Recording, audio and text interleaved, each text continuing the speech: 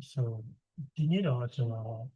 mid-year saver bullet ပေါ့နော်2025ရဲ့ဒီနှစ်လေမှာကျွန်တော်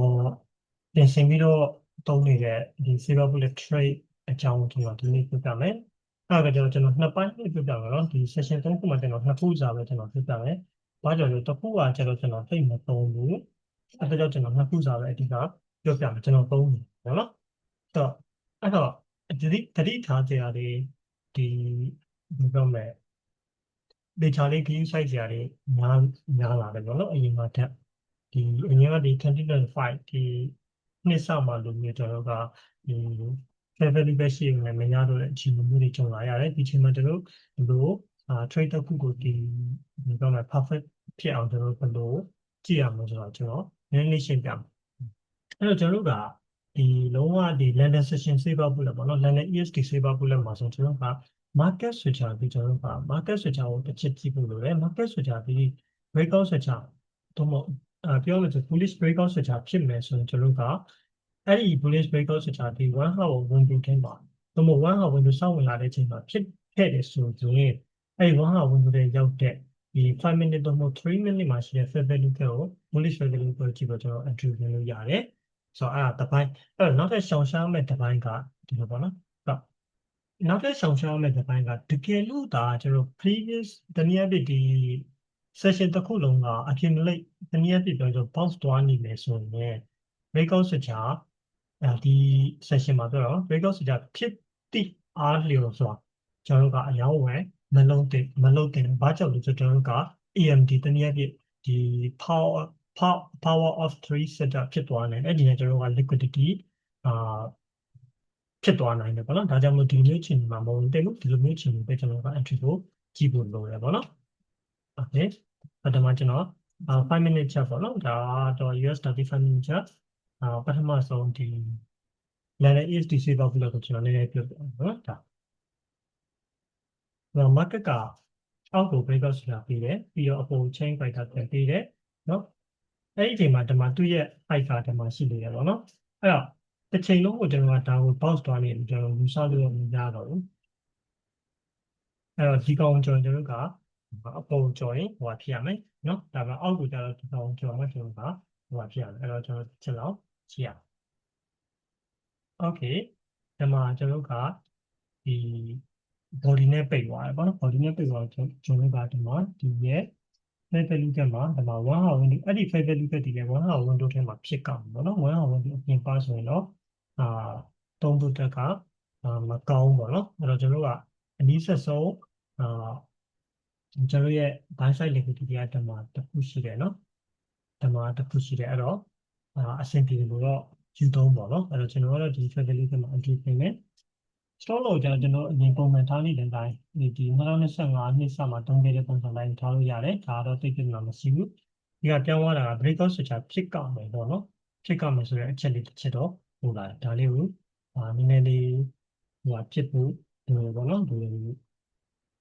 okay ဒီမှာ entry 10ဖွင့်နေပြီးတော့အပေါ်တက်သွားတယ်အဲ့တော့ကျွန်တော်ကဒီမှာပထမဆုံးဒီ liquidity နဲ့ရောက်သွားပြီးတော့ဒီမှာကျွန်တော်က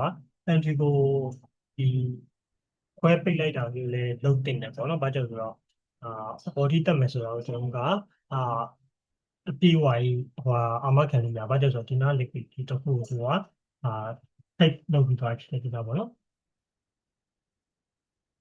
okay finally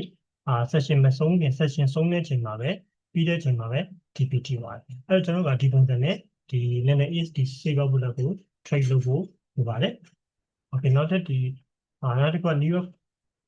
AM session ပေါ့နော်New York AM session ပေါ့နော် New York AM session မှာကျတော့ကျွန်တော်ကခုနrule ကတစ်ခုနဲ့တစ်ခုမတူတော့ဘူးနော် session တစ်ခုနဲ့တစ်ခုအရင်က breakout switcher ဒီ London ESD မှာဒီဟိုမှာကျတော့ဒီ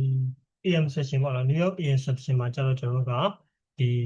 market ရဲ့ momentum ကိုအဓိကတော့မယ်ပေါ့နော်အဲ့တော့အောက်ကို liquidity စီထားတယ်ပြီးတော့ market ဒီ momentum ရအပေါ်ကိုတက်နေတယ်ဆိုတဲ့ဒီလိုမှရှိတယ်ပြီးတော့ကျွန်တော်ကbuy side liquidity နဲ့ဒီမှာတစ်ခုရှိတယ်ပေါ့အဲ့တော့ကျွန်တော်ကဒါကိုမလုပ်ထားလို့ဆိုတော့ mark လုပ်ထားဖို့လိုမယ်နော်အဲ့တော့ဒီမှာ bullish momentum တစ်ခုရှိနေတယ်အောက်ကို liquidity ယူထားတယ်ပြီးတော့ market switcher ရပေါ်သွားနေတယ်လို့ကအကျဉ်းလေးယူဆလို့ရတယ်အဲ့တော့ကျွန်တော်က momentum ဒီအပေါ်ဘက်မှာရှိနေလို့ကျွန်တော်ကကျင်းပြီးယူဆလို့ရတယ်ပေါ့ဒါပေမဲ့အောက်ပြီးတော့ကျွန်တော်က liquidity ရှိတယ်ဆိုတာသတ်မှတ်ထားလို့ဒါပေမဲ့ဒီမှာကျလာတဲ့အချမ်းကတော့ direct momentum များတယ်ဆိုပေမဲ့အသက်ကလည်းပဲ bullish momentum များထားတယ်ပြီးတော့ market structure အရလည်း bullish ဖြစ်နေတဲ့ဖြစ်တဲ့ကြောင့် momentum ဒီ support ကိုရှိနေလို့ကျွန်တော်ကအကျဉ်းချုပ်ယူဆလို့ရတယ်ပေါ့နော်အဲ့တော့ကျွန်တော်ဖက်ကြည့်အောင် okay ဒါမှကျွန်တော် market ကလောကတင်တက်လာတယ်ပြီးတော့ candle ကြည့်လိုက်မယ်ဆိုရင် last week candle အဲ့တော့ down ကြည့်ချင်အောင်ကျွန်တော်ကအသက်တော်မလို့အကျဉ်းချုပ်ယူဆလို့ရတယ်အဲ့တော့ကျွန်တော်ကfair value ပဲမရတဲ့နေရာတစ်ချက်ဆောင်ပေါ့နော်အဲ့တော့ဒီမှာကျွန်တော် fair value ကဒီမှာရတယ်နော်ပြီးတော့လုံးဝ candle တွေကအများစားတဲ့ candle တွေတက်သွားအဲ့တော့ဒီမှာဒီရဲ့ buy side ကိုသူက liquidity ယူပြီးတော့ရဆိုတော့ကျွန်တော်ကတစ်ချက်တော့